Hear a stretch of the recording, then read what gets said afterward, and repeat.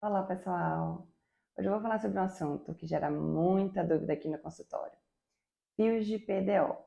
Mas antes, se você ainda não está inscrito, se inscreve no canal e clica no sininho para que você receba as notificações do YouTube. Manda esse vídeo para aquele amigo, para aquela amiga e dá uma curtidinha, tá bom? Então, gente, em primeiro lugar, é importante salientar que existem diferentes tipos de fios de PDO, tá?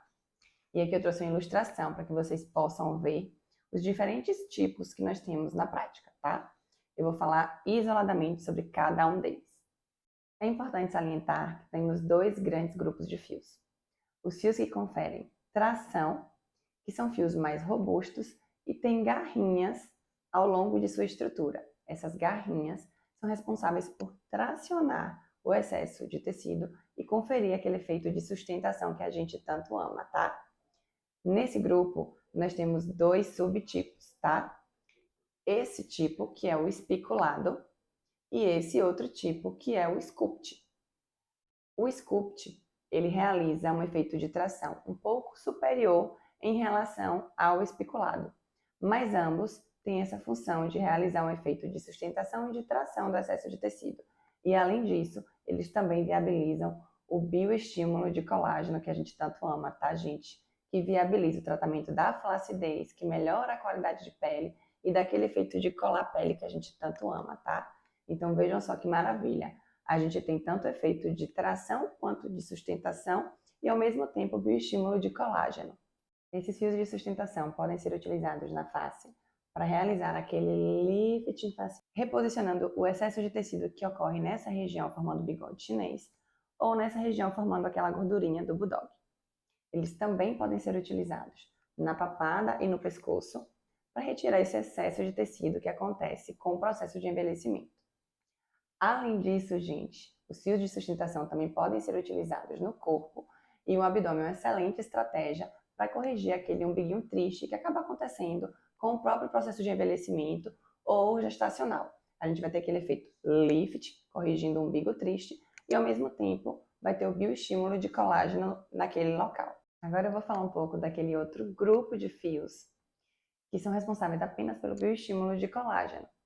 Mas dentro desse grande grupo nós temos outros subgrupos, e um deles é o fio liso, que é essa estrutura aqui. Observem que ele é delicado, é monofilamentar e foi uma excelente estrutura de bioestimulador no formato sólido, desenvolvido para que a gente possa estimular colágeno nessa região da pálpebra inferior. Já que é uma região super delicada, a gente não pode utilizar os bioestimuladores injetáveis. Então, para tratar aquela flacidezinha, aquela pele que fica enrugada, craquelada quando a gente usa o corretivo, essa é uma excelente estratégia, tá, gente? Além do fio liso, nós temos também o fio parafuso.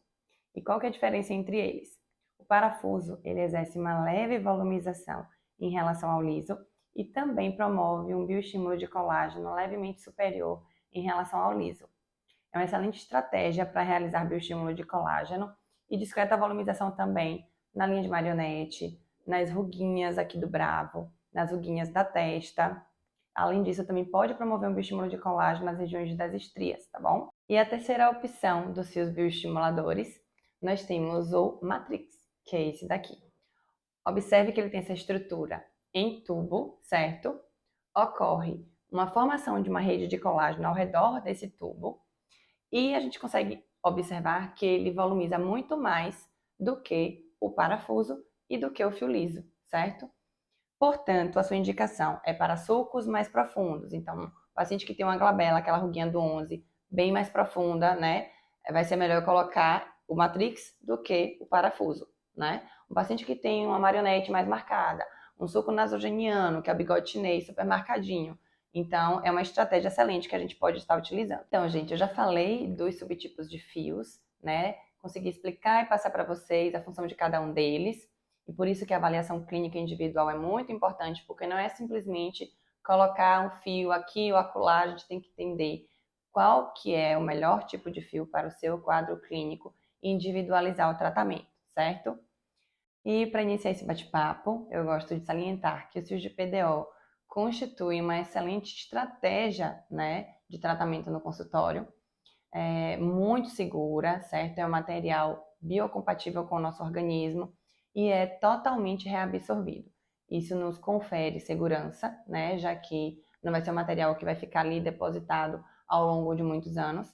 Afinal, o processo de envelhecimento ele é dinâmico.